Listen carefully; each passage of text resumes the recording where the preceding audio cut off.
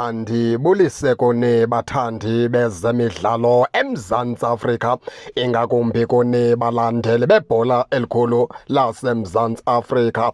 Apha ke baphulaphulisa ke sishukuxe ke lo mba ke kaMabasa. Nizawukhumbula into yokubana ke iKaizer Chiefs ke imjonge ngamehlo abomvu phaa uMabasa.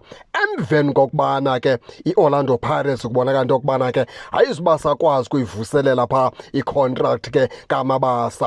Nizawukhumbula ke baphulaphula into yokubana ke umqeqeshi weOrlando Pirates ubonakala ngongathi ke akananjongo zingako phaa kuMabasa, ngoba akamsebenzisi. Nasi ke simanga rhoqo xa ethe wangena phaa uMabasa kwiqela leOrlando Pirates kuyabonakala. Njalo noba ungena sekushiyeka imizuzu elishumi ufika uMabasa avuvuzelisa umnatha, ngumsebenzi westriker. Qha ke baphulaphula ke iya kulaa nto ithi ke noba ungasebenza kangakanani na if umqeqeshi akakuthanda okanye awuyontandane yomqeqeshi, chitha utyiwe, chitha loo manzi, akho nkuku yawuxhelwa apho. Ngoba ke uMabasa akho ndlela angazenzanga zokubonakalisa umqeqeshi Orlando Pirates okubana ke ndikhona kule tim, ndilambele ukudlala. Kodwa umqeqeshi ke weOrlando Pirates ke ukhetha ukusebenzisa ke amanye amadoda phaa ngaphambili. Mhlawumbi ke umqeqeshi Orlando Pirates nendlela ke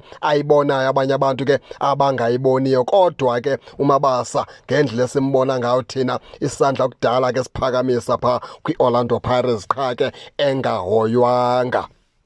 Masidlule ke lapho siye kulo mba wakhe ke neKaizer Chiefs. Ilegend ke zebhola elikhulu zalapha eMzantsi Afrika ziyatsho zithi ke imove kaMabasa ukuya kuKaizer Chiefs ke yoba yiyona yankulu kubomi bakhe bonke ke bebhola kuMabasa, ngoba ke angafika phaa uKaizer Chiefs ke afithe ncakasana. Futhi umdlalo wakhe uyelelene kumdlalo ke weKaizer Chiefs. Bayatsho ke phaa ooPhumlani Mkhize beyinabisa ke indaba kaMabasa, besithi ke xa enobheka uKaizer Chiefs Mabasa konke kungalunga empilweni yakhe. Bathi ke bayisapota ke le nto ithi uMabasa xa echithwe iOrlando Pirates makavele ahambe ke abheke phaa kwiKaizer Chiefs. Bathi ke angafika phaa uKaizer Chiefs afithe ncekasana. Ewe bakhona uFlavio Silva, kodwa kuMabasa udume ngokufaka amanqaku. Yiyona nto adume ngayo ke leyo ke uMabasa, yintetha ke ibiphuma phaa kuPhumlani Mkhize. Na ukhumbula ke baphulaphula into yokubana ke uMabasa lo ngoJanuwari